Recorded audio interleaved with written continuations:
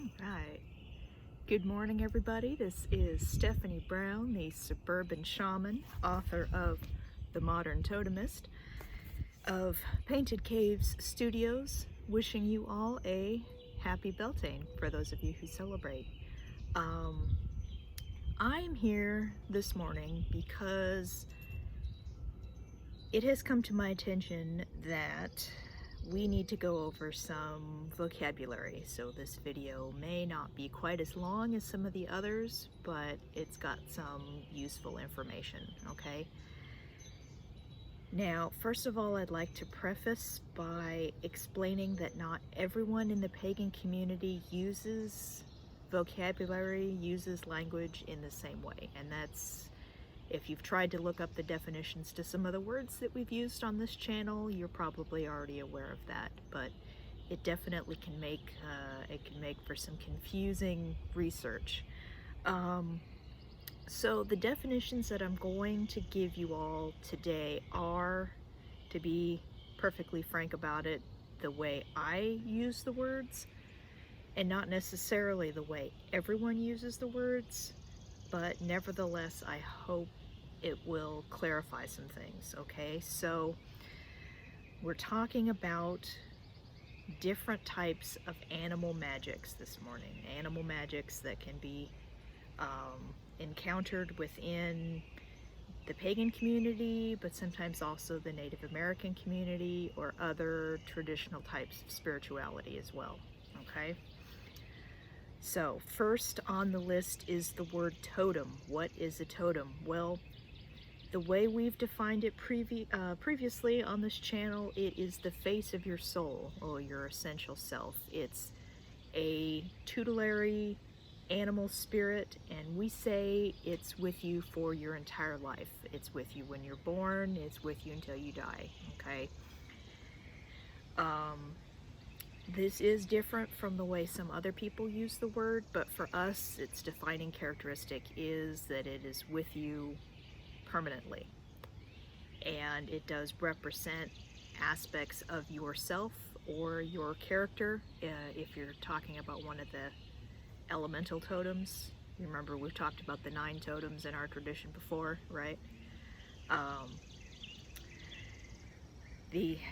Some of the totems represent part of your personality, while the primary totem represents just about all of your personality. But it is you. It is your animal self, okay?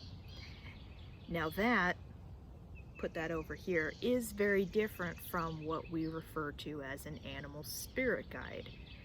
A spirit guide is a spiritual entity that comes to you to help you with something, or to teach you a lesson, or to assist you with something. And it comes to you from outside of the self. It is an outside entity, okay? And because of this, its interaction with you is usually temporary.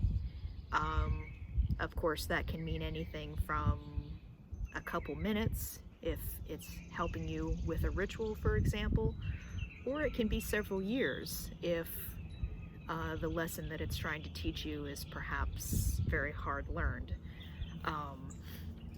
So spirit guides do come and go throughout your lifetime, and that is the main difference between them and totems, okay? It's 2 different things. Now, some of you that may have done some reading on neo-shamanism or core shamanism, as explained by Michael Harner or Sandra Ingerman, may have come across their use of the word power animal, which by their description, it sounds a little bit more personal than a spirit guide, but I still put those in the same category because it is believed to be an entity that comes to the shaman from outside of the self. It's an external agent, and it comes and stays with the person for a limited period of time. It is not permanent. However, a lot of the rituals that Harner and Ingerman and other shamans have devised for working with power animals, from drumming or dancing to empower the animals, or utilizing them in their assistance in the journeys, or even searching for them in an attempt to do healing for somebody else, are all pretty valid techniques that you can apply to totems as well, for yourself or for others. Okay, so another type of animal magic that you may run across is a familiar. And the word familiar comes to us from Wicca and the other witchcraft traditions, and this refers to a live animal, live individual animal, that with which the practitioner, the person, has a very special spiritual relationship. Okay, certainly we may have heard of witches, or having a toad or a cat or a other type familiar, but really any type of animal can serve as a familiar if you have if you utilize its influence in a spiritual way. And it is true that a relationship with the familiar can be facilitated by the person having a totem with the same type of animal, or with a similar kind of animal. For example, if somebody has a wolf primary totem, it would probably be pretty common for them to have a favorite dog that they use in the context of their rituals or with their spiritual learning, and that the dog is serving as their familiar. Okay. However, you don't necessarily have to have a totemic connection to the familiar animal, or even to a related kind of animal, to have that sort of relationship. My familiar is a parrot, and I don't have any parrots anywhere in my structure of 9, so it's not a necessity. Okay.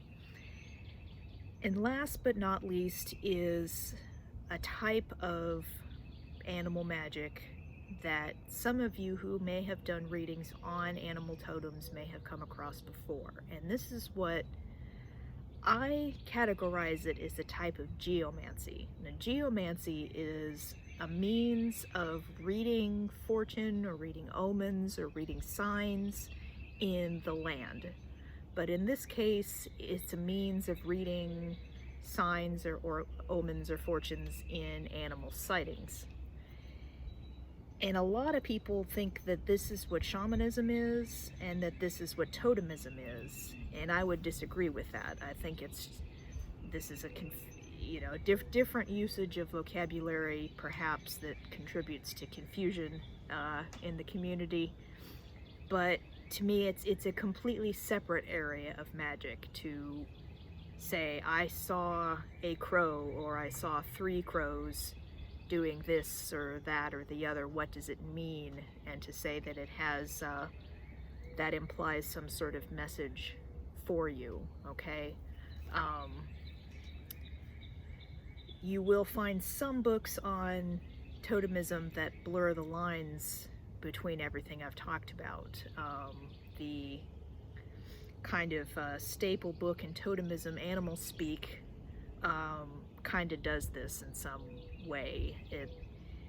It's referencing the type of animal spirit that comes and goes. It's referencing animals, spirits, as core aspects of the self, and it also references there being meaning to be implied in seeing an animal, either in the physical world or in the metaphysical world. So it can be a little bit confusing, to say the least. However, our branch of modern totemism really doesn't touch on the geomancy at all. We are of the belief that for the most part, animals have their own lives. They have their own agendas that don't involve us. This is not a human-centric universe that exists solely to to guide humans to get involved in the everyday turnings of our lives. You know, crows don't care what I'm doing today. So, you know, every once in a while there may be an extremely powerful act of magic that results in there being meaning to be found in seeing a wild animal, but most of the time they're just going about their business the same way I'm going about my business, or at least that's humbly the way I interpret these things.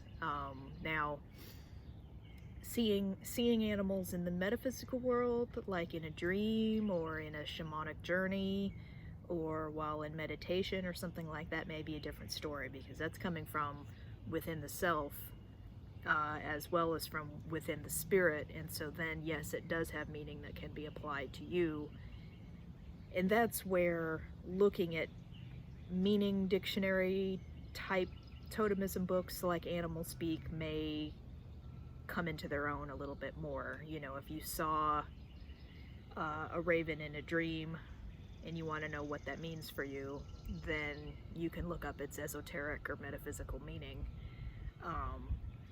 The other thing you might do is look up its meaning according to our tradition, which gets a little bit more detailed, and that's going to be the next video I'm going to produce, I promise. I've been talking about the 5 identifying questions for totemic knowledge, and that's going to be the next one that I produce. It's going to be a little bit longer, but that one is about being able to interpret the meaning of, and the energy of, and the influence of animal magic when it comes into your perception, based on that animal's role in nature.